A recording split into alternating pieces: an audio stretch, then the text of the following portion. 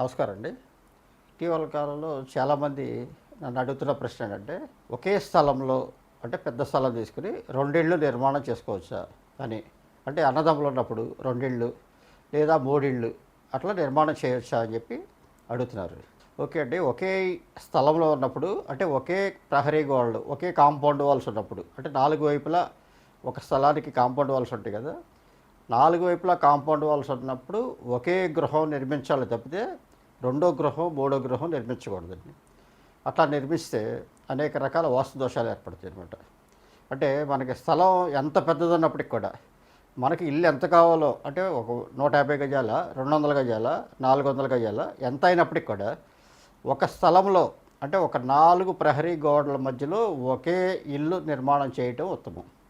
అలా కావాలనుకుంటే కింద గ్రౌండ్ ఫ్లోర్ ఒకటి, ఫస్ట్ ఫ్లోర్ ఒకటి, సెకండ్ ఫ్లోర్ ఒకటి అన్నదమ్ములు కనుక అయితే ఆ విధంగా నిర్మాణం చేసుకోవచ్చు. అంతేగాని ఒకే స్థలంలో 2 లేక 3 లేక 4 ఒకే కాంపౌండ్ వాళ్ళ మధ్యలో అట్లా ఇలా నిర్మాణం చేయకూడదు. ఇంకో విషయం ఏంటంటే అన్నదమ్ములు ఇల్లు కట్టుకున్నప్పుడు అంటే ప్రాంతాల వారీగా ఎట్లా ఉందంటే పెద్దవాళ్ళు పైన, చిన్నవాళ్ళు కింద అనే సంస్కృతి కొంతకాలం కొన్ని ఏరియాల్లో నడుస్తుంది. కానీ మన బేసికల్గా లాజిక్ ఆలోచిస్తే కనుక పెద్దవారు కింద అంటే ఉదాహరణకి తండ్రి ఉన్నారు, తండ్రి గ్రౌండ్ ఫ్లోర్, పెద్ద కొడుకు ఫస్ట్ ఫ్లోర్, రెండో కొడుకు రెండో సంతానం, కొడుకు అవ్వచ్చు కూతురు అవ్వచ్చు ఏమైనా సరే, తండ్రి ఉదాహరణకి తండ్రి గ్రౌండ్ ఫ్లోరు, పెద్ద కొడుకు ఫస్ట్ ఫ్లోరు, రెండో కొడుకు సెకండ్ ఫ్లోరు, అలాగే మూడో కొడుకు ఉంటే థర్డ్ ఫ్లోర్.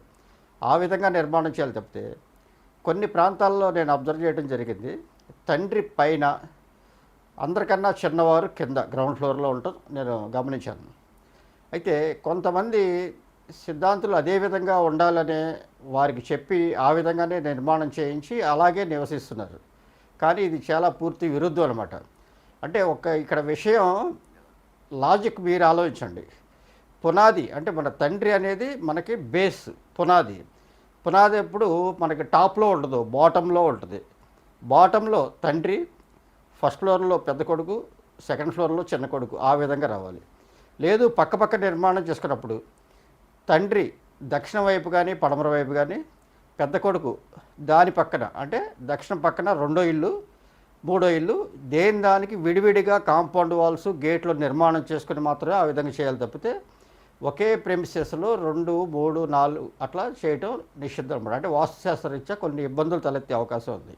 అట్లాగే ఒకే ఇంటికి అన్నదమ్ములు ఒకే ఇంటిని 2గా పంచుకొని ఒకే కాంపౌండ్ వాళ్ళ మధ్యలో జాయింట్ స్లాబ్తో 2గా పంచుకొని, అంటే చాలా సందర్భాల్లో కొన్ని ఏరియాల్లో ఈ నిత్యం ఇప్పటికీ జరుగుతున్నది, ఎప్పటి నుంచో అనాదిగా వస్తుంది, ఇప్పటికీ జరుగుతున్నది.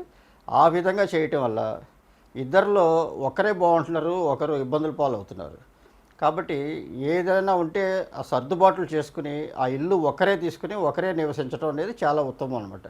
అంతేగాని ఒకే స్లాబ్ని ఇద్దరుగా 2 పోర్షన్లుగా చేసి పంచుకోవడం అనేది నిషిద్ధం. అట్లా కాంపౌండ్ వాల్స్ అంటే 2 లేక 3, 4 ఇళ్ళు అట్లా నిర్మాణం చేసినప్పుడు ఈ స్థలాల్లో అంటే ఆగ్నేయ దిశ, తూర్పు దిశ, ఈశాన్య దిశ ఈ దోషాలు ఏర్పడటం వల్ల ఒకళ్ళు ఇద్దరు బాగుంటాం, ఒకళ్ళిద్దరు ఇబ్బందులు పడటం మనం గమనిస్తున్నాం.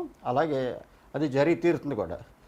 అందుకని ఒకవేళ పెద్ద స్థలం అయితే 200 గజాలైనా 300 గజాలైనా విడివిడిగా ప్రహరీ గోడలు నిర్మించుకొని ఎవరి ఇల్లు వాళ్ళు కట్టుకోవటం, అది కూడా క్రమంగా అంటే పెద్దవారు దక్షిణ వైపు, చిన్నవారు అంటే వారి తర్వాత వారు దక్షిణ వైపు, తర్వాత రెండోది వారికన్నా చిన్నవారు ఇంకొంచెం పక్కన, అట్లా ఆ విధంగా 3 విడివిడిగా కాంపౌండ్ వాల్స్ కట్టుకున్నప్పుడు అప్పుడు 2 గృహాలు నిర్మించుకున్నా 3 గృహాలు నిర్మించుకున్నా కూడా ఇబ్బంది లేదు. ఆ విధంగా చేసుకుంటే అన్నదమ్ములు అందరూ ప్రశాంతంగా ఉంటారు. వాస్తురీత్యా కూడా చాలా మంచి పరిణామం అన్నమాట. నమస్కారం.